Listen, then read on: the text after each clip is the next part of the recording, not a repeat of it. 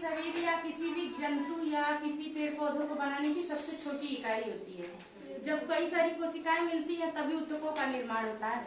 आज हम उन्हीं ऊतकों के बारे में पढ़ेंगे।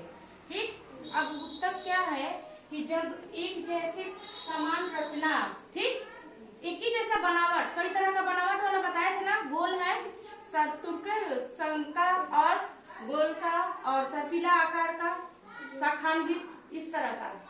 तो जब एक ही जैसा ऊतक एक पास ढेर सारा मिल जाएगा और एक ही काम होगा। क्या काम होगा? एक ही काम होगा, विशेष काम करना होगा, ठीक है ना। तो शरीर के अंदर जब एक जैसे ऊतक मिलेंगे और उनका काम एक विशेष कार्य होगा और उनका आकार भी एक जैसा होगा तो उसे हम क्या करेंगे? ऊतक करेंगे। अब ऊतक को जान लीजिए। पहले सबसे पादप यानी कि पौधों के ऊतकों के बारे में हम जानेंगे, ठीक है ना, कि इन पौधों के ऊतक कैसे कैसे होते हैं। तो सबसे पहले पौधों के ऊतक के बारे में जानिए कि पहला प्रविभाजी ऊतक और दूसरा है स्थायी ऊतक। ठीक, प्रविभाजी ऊतक कहाँ पाया जाता है? हर पौधों के तने और तने में पाया जाता है और जड़ों में, क्योंकि ये जड़ और तना हमेशा बढ़ता रहता है ना। इसका एक उदाहरण देखिए कि हमारे पास एक प्लांट रखा हुआ है, कई दिनों से पानी में रखा हुआ है। इसके आप नीचे क्या देख रहे हैं? जड़। यानी कि इससे क्या निष्कर्ष निकलता है कि जो इसमें काम कर रहा है ऊतक, वो है प्रविभाजी ऊतक, जो इसको विभाजित कर रहा है और नई पत्तियों को इसमें निकालने का काम कर रहा है, तने को काम कर रहा है बनाने का, है ना। समझ में आया इस चीज से कि जड़ और तने में क्या काम करता है? प्रविभाजी ऊतक, जो हमेशा विभाजित होता रहता है, बढ़ता रहता है। ठीक, अब देखिए, बढ़ गया, बढ़ करके एक निश्चित आकृति में आ गया। अब ये तना बढ़ करके ऐसा हो गया। ठीक, बढ़ के कैसा हो गया? ऐसा। इसमें कोई परिवर्तन होगा क्या कभी? इसमें अब कोई परिवर्तन नहीं होने वाला है, यानी कि अब यह स्थायी ऊतक हो गया। जब प्रविभाजी ऊतक का काम खत्म हो जाए तो वह बन जाता है स्थायी ऊतक, है ना। इसमें अब कोई परिवर्तन नहीं होने वाला है, ठीक ना। अब ये मोटा होगा लेकिन अब इसमें पत्ता नहीं निकलेगा, अब ये एक तना के बराबर हो गया। तो समझ में आया? जड़ और तने में क्या है? प्रविभाजी ऊतक हमेशा उसको बांट रहा है, पेड़ की टहनी बना रहा है। ठीक, जड़ उसकी हमेशा फैल रही है और जब एक निश्चित आकार के बाद फैल गया, बन गया, तो क्या हो गया? अस्थायी ऊतक। इतनी बातें समझ में आ गई आपको, ठीक है ना। अब देखिए, ऊतक के दो कैटेगरी को बांट दिया गया है। पहला सरल, जैसा कि हमने पहले बताया कि एक ही जैसा आकार होगा और एक ही जैसा क्या होगा?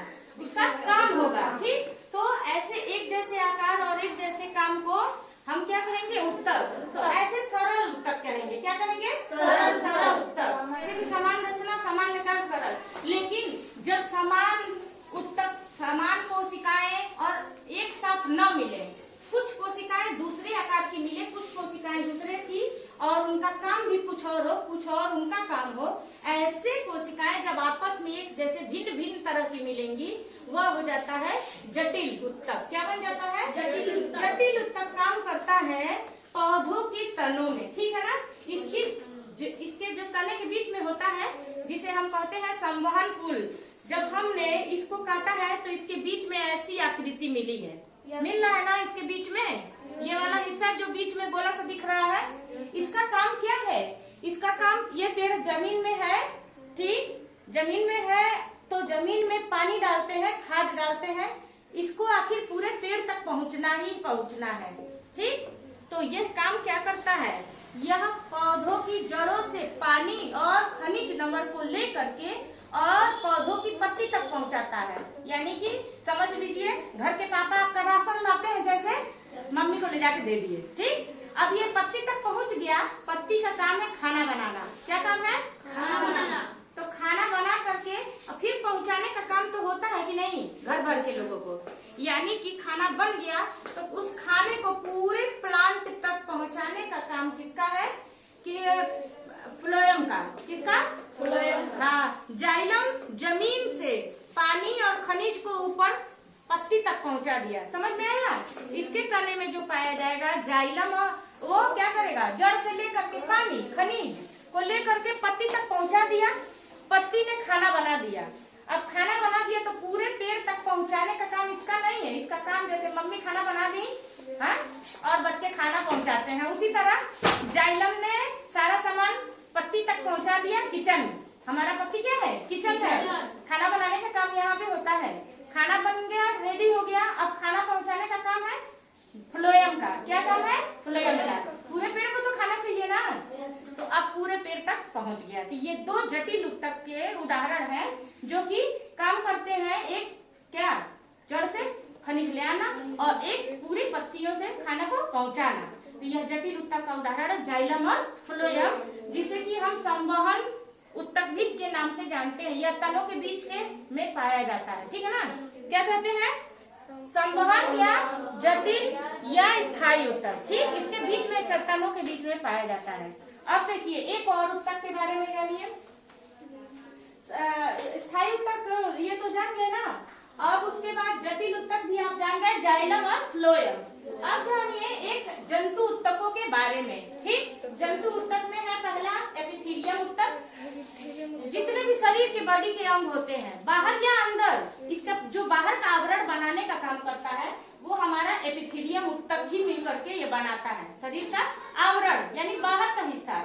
और दूसरा है संयोजी ऊतक। अब बन गया तो सब पार्ट अलग अलग नहीं हो जाएंगे, हाँ, बिखर जाएंगे। कोई तो नट बोल्ट होना चाहिए इसको कसने के लिए, हाँ, तो यह काम करता है संयोजी ऊतक। सारे अंग आपस में बन गए, इनको जोड़ने का काम क्या करता है? संयोजी ऊतक, जिसे हमारी अस्थि कहते हैं या उपास्थि। अस्थि या उपास्थि। और देखिए पेशी ऊतक। पेशी ऊतक ये क्या काम करता है? शरीर बन गया और शरीर जुड़ गया, अब शरीर काम कैसे करेगा, गति कैसे करेगा, ये हमारा पेशी ऊतक से काम करेगा। यानी कि दो तरह की पेशी ऊतक हमारे अंदर होते हैं। पहला होता है ऐच्छिक और कुछ होते हैं अनैच्छिक। ऐच्छिक यानी कि हम बोलना चाहे तो बोल रहे हैं, नहीं बोलना चाहे नहीं बोलेंगे, हाथ हिलाना चाहे हिलाए, नहीं हिलाना चाहे नहीं। ये हमारी मन इच्छा पे है। क्या है? हमारी इच्छा पे है। हम चाहते हैं तो ये करते हैं, नहीं चाहते हैं तो नहीं करते। लेकिन कुछ चीजें हमारे चाहने से नहीं होती है, जैसे कि हमारा दिल का धड़कना हम लोग रोक सकते हैं? सोए रहे चाहे जो भी बेहोश भी हो जाते हैं उस समय भी दिल की धड़कन धड़कती है। तो ये है अनैच्छिक पेशी। ठीक, पलक का झपकना ये हमारे चाहने से नहीं होता है, कुछ सेकंड बाद ये ऑटोमेटिक गिर ही जाएगा, है ना। सांस लेना ये हमारी अनैच्छिक पेशियों में हो जाता है। ठीक, और जो हम अपनी मर्जी से करते हैं वो ऐच्छिक पेशी। समझ में आ गया बेटा? तीन तरह के ऊतकों के बारे में। एक हो गया बनाने का काम, ये संयोजी जोड़ने का काम, और यह हमारे शरीर को गति देने का काम। क्लियर हो गया बेटा? अब देखो इसी में एक आता है ब्लड। हमारे शरीर में खून भी है ना, तो खून हमारे शरीर में है। तो खून हमारा शरीर का एक ऐसा ऊतक है जो लिक्विड में पाया जाता है, तरल अवस्था में। कैसे? तरल अवस्था में पाया जाता है। आपका जो खून लिक्विड रहता है उसे हम कहते हैं प्लाज्मा। क्या कहते हैं? प्लाज्मा। हाँ, तरल भाग को प्लाज्मा कहते हैं। जैसे ये पीला वाला हिस्सा दिख रहा है ना, तो यह क्या है? प्लाज्मा। प्लाज्मा में तीन तरह के कण पाए जाते हैं। पहला है लाल कण, लाल रक्त कणिका, श्वेत रक्त कणिका, और ये दूसरा एक है प्लेटलेट्स। क्या है?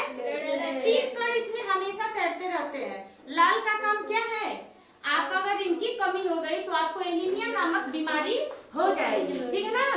लाल जैसे नहीं कहते हैं आपको एनीमिया हो गया है, तो आपके अंदर अगर रेड ब्लड सेल्स कम हुए तो आपको क्या होगा? एनीमिया। हरी पत्तेदार सब्जियां खाना जरूरी होता है खून को बढ़ाने के लिए। ठीक है ना? अब देखिए, अब ये वाला हिस्सा क्या काम करता है?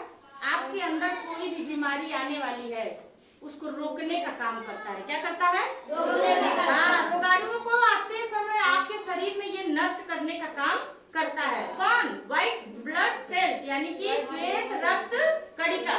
ठीक है ना? अब प्लेटलेट क्या करता है?